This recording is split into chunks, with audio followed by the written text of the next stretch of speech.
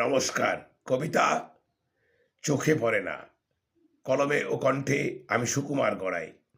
মেটুপথ্যরে চাই না গৃহবধূ, কলসি কাকে আনে না জল। চোখে পড়ে না এসব দৃশ্য, ঘরে ঘরে সব হয়েছে জলের কল। বিকেল বেলায় মেঠোপথ ধরে সারিবদ্ধ হয়ে চলত গৃহবধূর দল। পুকুর জলে করত স্নান, আজ হারিয়ে গেছে সেসব চল।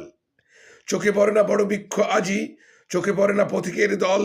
ক্লান্ত পথিক নেয় না বিশ্রাম, চলার পথে যন্ত্র যানের নেমেছে ঢল।